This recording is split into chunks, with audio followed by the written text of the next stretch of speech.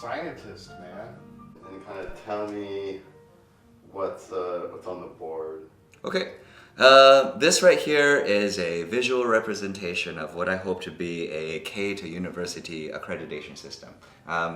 It's where it comes down with this base concept here that we have Khan Academy, where it's got exercises broken down by grade level, right? We got something called the GSE, which is the Global Scale of English, and it's got, let's say, 450 skills per speaking, listening, reading, and writing, right? Those would be language metrics. Those would be communication metrics.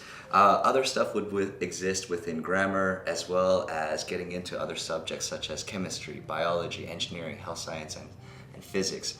The way I see it is that you can imagine a person walking down a path, and they were walking down their path of education, and each point, each fork that they hit is some knowledge point, some skill check that would be nice to know, right? For grade 1, it breaks down into phonics. For grade 6, it's how to write a paragraph about a story and analyze a character, right? In high school, it's going to be taking multiple sources of information and providing a premise of ideas, or theorizing a concept and thinking about what it is that, or writing a detailed analysis of script, being able to disseminate information, break it down, and engage in abstraction to where they can exist in this multidisciplinary world, right? Like, that's the whole thing. We help a lot of kids with university applications all the time, and much of the trends these days are people who want to be multiple, who want to come from multiple disciplines, right? They're using lots of different types of industries and skills to be able to excel in whatever they're doing.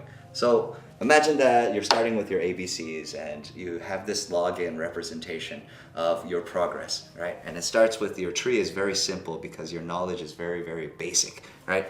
And then it goes into moving where your tree progresses a little bit, and you're a little bit further along based on the exercises that you've done thus far or the evidence that you've submitted, right? Here, this is where accreditation alternatives, I think about the way that it would be measured, right? So it can provide evidence of speaking and checking into a hotel, can calculate the rate of how gravity affects a falling object for an experiment and a lab report, some kind of video, right?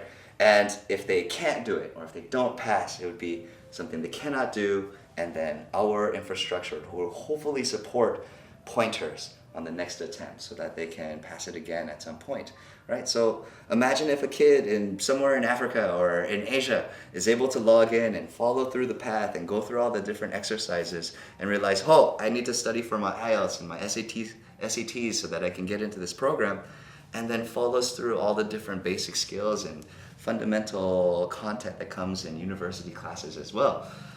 A lot of it all is measurable and quantifiable these days. Getting a person to learn it is the difficult part. I think that this kind of system doesn't really exist in this world today. It's where everything we have is either it's a platform for people to sell small courses, right? Or it's a all-encompassing program that has the same kind of learning and questioning format throughout everything because of cost. So yes, I hope that we can create a different way for people to have a checklist for their education in their own right. The things that they know, the things that they want to accomplish, and someday contribute to this sphere of human knowledge, right? It's that what we know starts from what we knew about fire, right? And then it goes out to everything we know about physics and quarks and bosons and Higgs. And each academic, each person who builds something in this world contributes a little bit to it, and that's where human knowledge as a whole starts to grow. And I really do truly believe that really improves the standard of living for everybody.